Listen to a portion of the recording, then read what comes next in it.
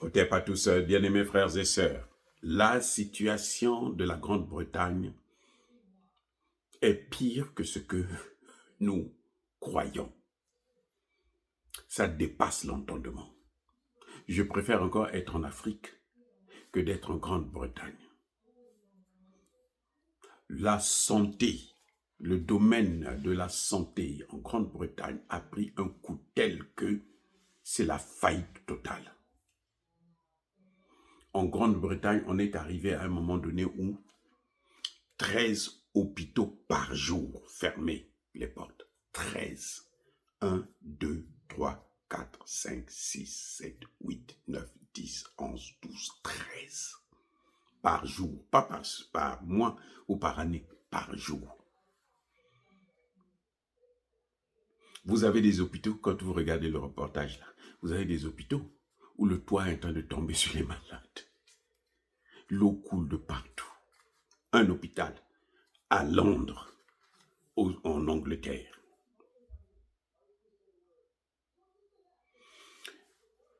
7,6 millions personnes attendent d'être reçues par un médecin pour avoir des soins de santé. Mes excuses. Pour vous rencontrer un dentiste, pour voir un dentiste, pour consulter un dentiste, la file d'attente peut faire des kilomètres pour consulter un dentiste. Je vous dis, le service national de santé qu'ils appellent eux NHL, S plutôt, pour National Health Services,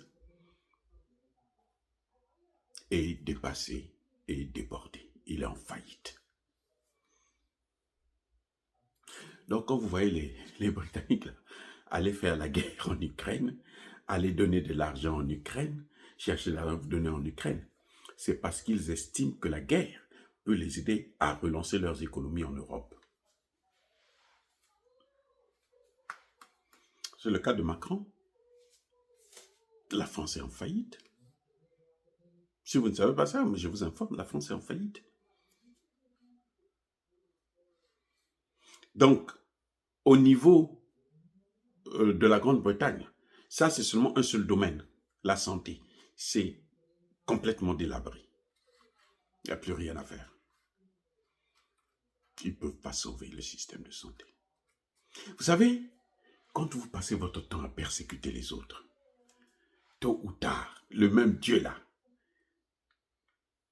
qui a créé l'homme, lui ne dort jamais. Il attend le moment venu. Il est lent à la détente. C'est-à-dire qu'il prend tout son temps. Il est relax, il vous observe. Il vous donne des signaux d'avertissement. Attention, attention les enfants, attention. Et quand il commence à frapper, c'est ça c'est la malédiction que vous voyez en Europe. La malédiction de l'Europe. On ne peut pas concevoir que tout un continent puisse décliner au même moment. Il n'y a pas quelqu'un qui les touche, ce sont eux qui dominent le monde. Ils sont allés faire les guerres en Afghanistan, en Afrique. Oui, c'est même pas la peine. Vous avez vu la RDC, non? L'Est, là, ceux qui tenaient là, qui soutenaient Kagame là, qui soutiennent jusqu'à aujourd'hui Kagame là, ce sont les Européens.